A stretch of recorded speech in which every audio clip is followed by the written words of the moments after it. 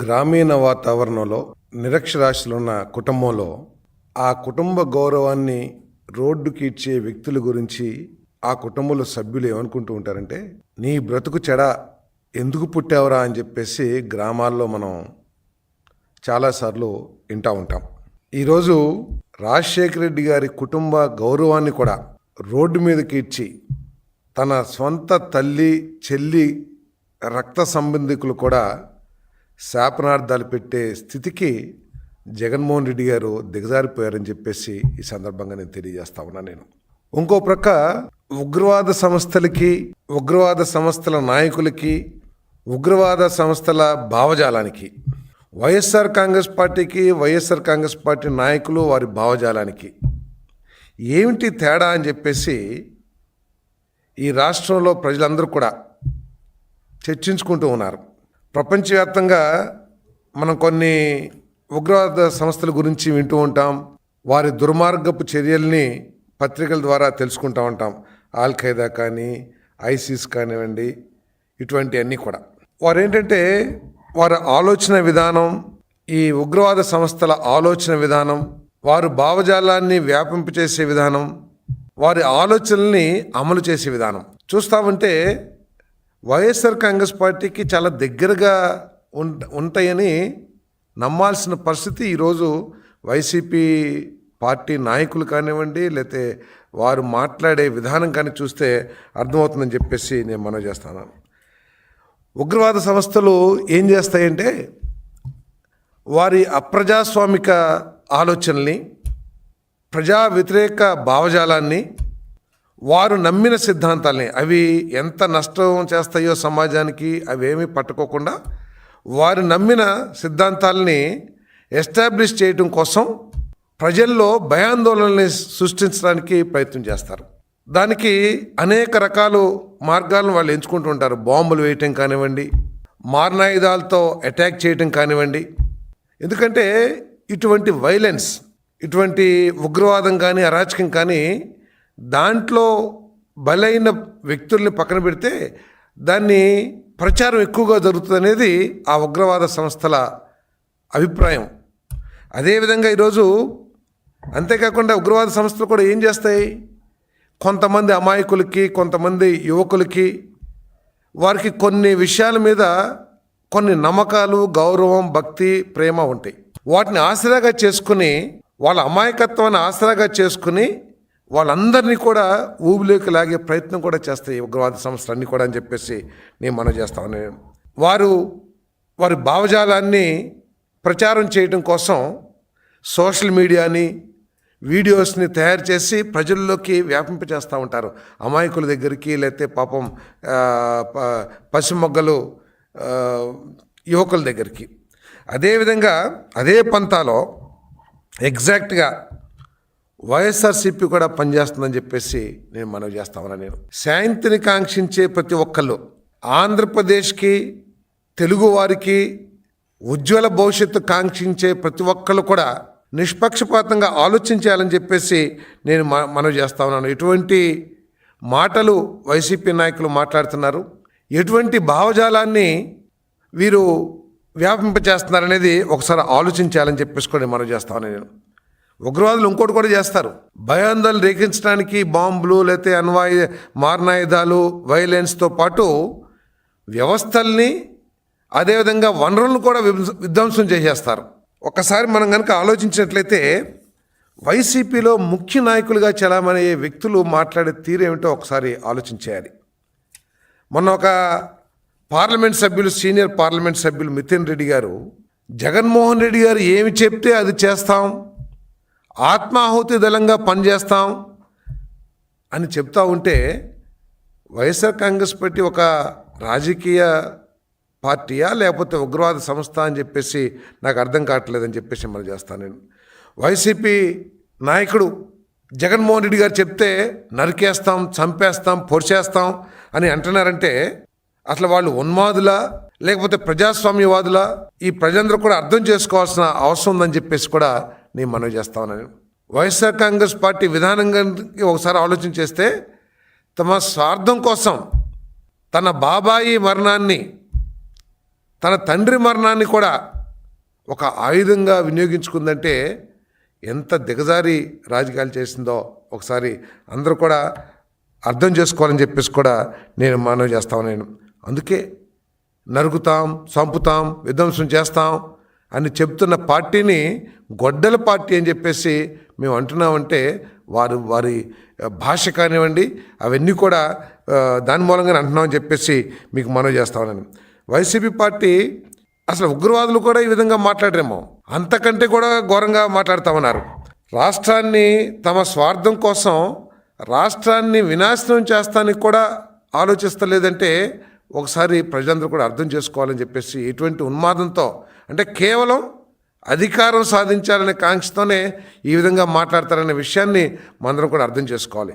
ఆత్మాహుతి దళం అనేది మనం కాశ్మీర్లో విధ్వంసాన్ని సృష్టించినప్పుడు అక్కడ చనిపోయిన వ్యక్తుల్ని ఉగ్రవాదుల్ని కోట్ చేస్తూ ఆత్మాహుతి దళం అంటాం. కానీ ఇక్కడ ఆత్మాహుతి దళం అని చెప్పేసి జగన్మోహన్ రెడ్డి ఏది చెప్తే అది చేస్తామన్నారంటే అసలు వీళ్ళు ప్రజాస్వామ్యంలో ఉన్నారా లేకపోతే ఎక్కడున్నారని చెప్పేసి ఆలోచన చేస్తున్నాను నేను.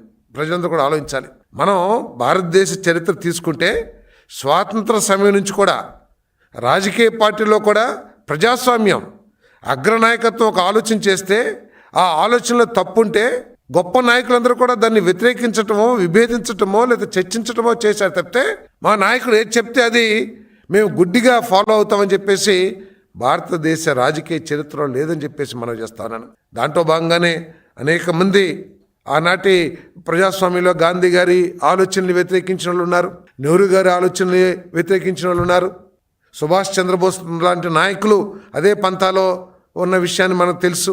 ఈరోజు అదేమీ లేకోకుండా జగన్మోహన్ రెడ్డి గారు ఏది చెప్తే అది చేస్తామంటే రపరప ఈ భాషలకు అసలు ప్రజాస్వామ్యంలో అవకాశం ఉంటుందా అని చెప్పేసి నేను ప్రశ్నిస్తామన్నా. నేను కేవలం తమ స్వార్థం కోసం ఈ నాయకులేమో తాము సంపాదించుకోవటం కోసం ఆస్తులు కూడబెట్టుకోవటం కోసం జగన్మోహన్ రెడ్డి ఏది చెప్తే అది చేస్తానంటారని చెప్పేసి నేను మనవి చేస్తామన్నా. నేను మరి ఈరోజు ఉగ్రవాద పార్టీ అంటున్నామంటే వారు వాడుతున్న భాష కానివ్వండి, వారు వ్యాపింపు చేస్తున్న భావజాలాన్ని బట్టే మేము అంటున్నాం. ఒక్కసారి మీరు చూసినట్లయితే తోట చంద్రయ్య గారు ఒక బలహీన వర్గ నాయకుడు. ఇతనేమన్నా సమాజానికి నష్టం కలిగించాడా? ఇతనేమన్నా గ్రామానికి నష్టం చేశాడా? లేకపోతే ఏదన్నా డ్రగ్స్ అటువంటి ఏమన్నా వ్యాపారం చేశాడా? కేవలం అతను ఒక రాజకీయ పార్టీకి నమ్మిన వ్యక్తి, నమ్మిన కార్యకర్త. ఆ కార్యకర్తని తమ భావజాలం వైపు తిప్పుకోవటానికి నడి రోడ్డు మీద ఎవరైనా ఈ విధంగా హత్య చేస్తారని చెప్పేసి అడుగుతామన్నా నేను. అదేవిధంగా మనం చూసాం, ఇంకా మన పశుముక్కలారని పశోడు మన అమర్నాథ్ గౌడ్ రేపల్లిలో తన చెల్లెల్ని అవమానించారనే ఉద్దేశంతో మాట్లాడితే ఏ విధంగా కాల్చేశారో ఒకసారి ఆలోచించమని చెప్పేసి మనం చేస్తాను. అదేవిధంగా సుధాకర్ అని ఒక దళిత డాక్టరు అతని పిచ్చోడిగా చిత్రీకరించి ఏ విధంగా చంపేశారో కూడా ఒకసారి ఆలోచించాలని చెప్పేసి మనం చేస్తాను. ఈ ప్రజాస్వామ్య వ్యవస్థలో ఎప్పుడూ ఆలోచించని ఒక పార్లమెంట్ సభ్యుడిని తమను విమర్శించాడని చెప్పేసి కిడ్నాప్ లాగా తీసుకువెళ్ళిపోయి ఏ విధంగా హింసించారో, ఆఖరికి ప్రాణం మీదకి ఏ విధంగా తీసుకొచ్చారో, ప్రాణం పోయే పరిస్థితి ఏ విధంగా తీసుకొచ్చారో మనందరూ కూడా తెలుసు అని చెప్పేసి మనం చేస్తాం. అందుకనే ఈ సమాజాన్ని వినాశనం చేస్తాం కోసమే వాళ్ళంతా కూడా పనిచేస్తారని చెప్పేసి నేను మనవి చేస్తాను. వాళ్ళు కేవలం తెలుగుదేశం పార్టీ చేసే కార్యక్రమాలని వ్యతిరేకించడం కోసం వారి ఆలోచన ఏమిటంటే ఈ రాష్ట్రంలోకి ఎటువంటి పెట్టుబడులు రాకూడదు, ఈ రాష్ట్రంలో నిర్దిష్టమైన అభివృద్ధి ఏమీ జరగకూడదు, ఈ రాష్ట్రంలో యువకులకి ఎటువంటి మేలు జరగకూడదు. దానికోసం విధ్వంసం సృష్టిస్తారు. పెట్టుబడిదారులు ఎవరైతే ప్రపంచవ్యాప్తంగా పెట్టుబడిదారులందరూ ఆంధ్రప్రదేశ్ వైపు చూస్తూ ఉంటే వాళ్ళలో ఒక భయాన్ని సృష్టించడానికి ప్రయత్నం చేస్తున్నారు. వారు ఎవరు కూడా ఇక్కడ పెట్టుబడులు పెట్టుకోకుండా మేము వస్తే మిమ్మల్ని అంతా కూడా మీ అంతు చూస్తాము, మీ సంగతి చూస్తాము, మిమ్మల్ని జైల్లో పెడతామని చెప్పేసి మరి మాట్లాడుతున్నారంటే వారు ఏ విధంగా మాట్లాడుతున్నారో వాళ్ళ ఉద్దేశం ఏంటో కూడా ఆలోచించాలని చెప్పేసి మనం చేస్తున్నాం. మనం చూసాం, చాలా పార్టీలు ప్రతిపక్షంలో ఉన్నాయి, అధికార పక్షాన్ని వ్యతిరేకించారు, తీవ్రంగా వ్యతిరేకించారు. కానీ ఈ విధంగా ఒక సంక్షేమం మా పార్టీ వస్తే రాబోయే రోజుల్లో ఇప్పుడున్న అధికార పక్షం కంటే ఎక్కువ సంక్షేమం చేస్తాం, లేకపోతే ఎక్కువ అభివృద్ధి చేస్తాం, ఇంకా వాళ్ళకి పెట్టుబడులు ఎక్కువ తీసుకొస్తాం, ఉద్యోగాలకి యువకులకి ఉద్యోగాలు ఇస్తామని మంచి మాటలు లేకపోతే మంచి ఉద్దేశాలు భావజాలను చేస్తారు తప్పితే వీరు కేవలం భయాందోళన సృష్టించి ఒకసారి జగన్మోహన్ రెడ్డి గారు కూడా ప్రతిపక్షంలోకి వచ్చినాక ఆయన వ్యవహరిస్తున్న తీరు కూడా చూస్తే తెనాలి వెళ్ళారు పరామర్శించడానికి. ఎవరిని? గంజాయికి బానిసయి ఆ చుట్టుపక్కల ప్రాంతాల్లో ప్రజల్లో భయాందోళన సృష్టిస్తున్న ఒక యువకుడిని పోలీసులు యాక్షన్ తీసుకుంటే అతన్ని పరామర్శిస్తానికి వెళ్ళొచ్చారు జగన్మోహన్ రెడ్డి గారు. రైతుల పరామర్శ పేరుతో ఒక పెద్ద ఊరేగింపు చేసి ఆ ఊరేగింపులో రపరప రపరప అని చెప్పేసి నినాదాలు, అదేవిధంగా నరుకుతాం అనే బోర్డులు పెట్టుకుని చేస్తాం మన ర్యాలీ చేశారంటే ఎటువంటి భావజాలాన్ని సమాజంలోకి తీసుకెళ్లాలని ప్రయత్నం చేస్తున్నారో ఒకసారి ఆలోచించాలని చెప్పేసి కూడా నేను మనవి చేస్తాను. నేను మరి ఆ రోజు ఏ విధంగా ఈ రాష్ట్రాన్ని గంజాయి రాష్ట్రంగా మారుస్తూనే కాకుండా నకిలీ మద్యాన్ని ఇచ్చి దేశంలో అన్ని రాష్ట్రాలకి మద్యం విధానాలు ఉంటాయి. ఎక్కడా కూడా నకిలీ మద్యం లేకపోతే స్పూరియస్ మద్యం లేకపోతే క్వాలిటీ లేని మద్యాన్ని సప్లై చేయాలని ఏ రాష్ట్రం కూడా భావించదు తమ స్వార్థం కోసం.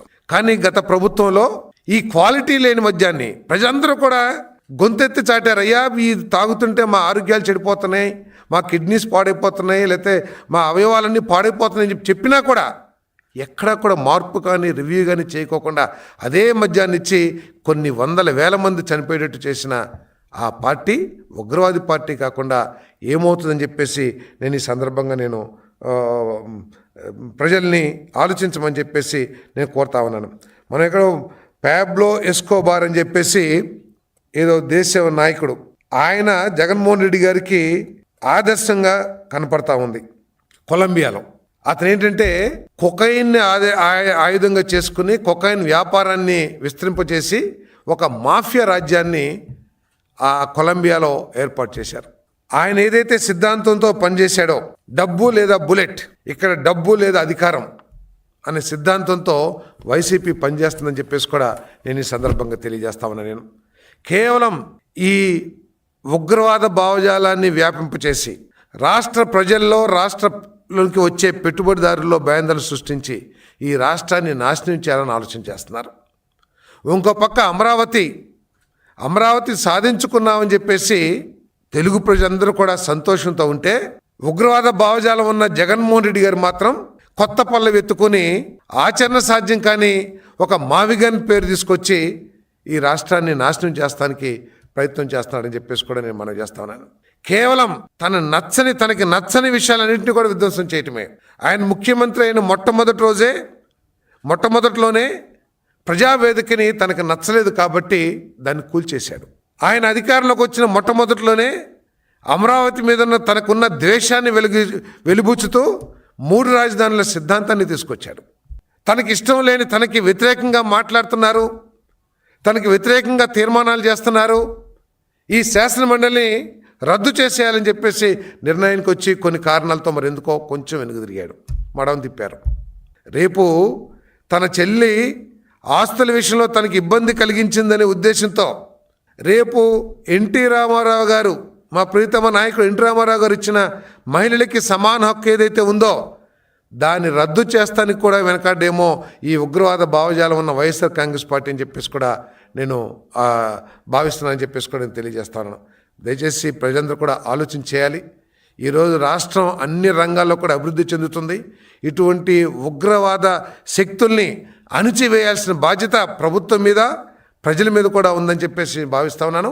మీరు వారికి తగిన బుద్ధి చెప్పారు 11 సీట్లు ఇచ్చి, కానీ భవిష్యత్తులో అసలు నామరూపాల్లోకుండా చేయాల్సిన అవసరం కూడా ప్రజలు ఆలోచించాలని చెప్పేసి కూడా నేను మనవి చేస్తాను.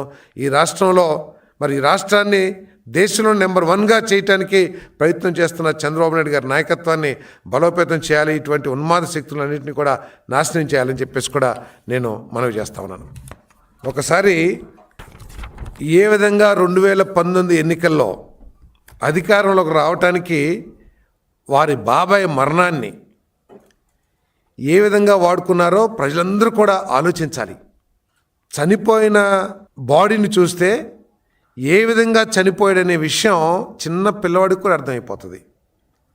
కానీ దారుణంగా హింసించబడ్డ వివేకానంద రెడ్డి గారి శవాన్ని చూసి గుండెపోటుతో చనిపోయాడని చెప్పేసి ప్రచారం చేయగలిగిన ఘనత వైఎస్ఆర్ కాంగ్రెస్ పార్టీది అనే విషయం కూడా ఈ ప్రజలు ఆలోచించాలి. కాబట్టి వీరు ఒకవేళ అధికారంలోకి వస్తే ఈ రాష్ట్రంలో ఎటువంటి అరాచక శక్తులు, అరాచక పరిస్థితులు, మరి ప్రజల్ని హింసించే పరిస్థితులు వస్తాయో ప్రజలందరూ కూడా ఆలోచించాలని చెప్పేసి మనం చేస్తా ఉన్నాను. ఈ వీడియో నచ్చితే లైక్ చేయండి. అలాగే మా ఛానల్ ని ఫస్ట్ టైం కనుక చూస్తున్నట్టయితే ఇప్పుడే సబ్స్క్రైబ్ చేసుకుని పక్కనే ఉన్న గంట సింబల్ ని యాక్టివేట్ చేసుకోండి. అప్పుడే మేము పెట్టే ప్రతి వీడియో మీకు నోటిఫికేషన్ గా వస్తుంది. అలాగే ఈ వీడియో పూర్తిగా చూసినందుకు ధన్యవాదాలు.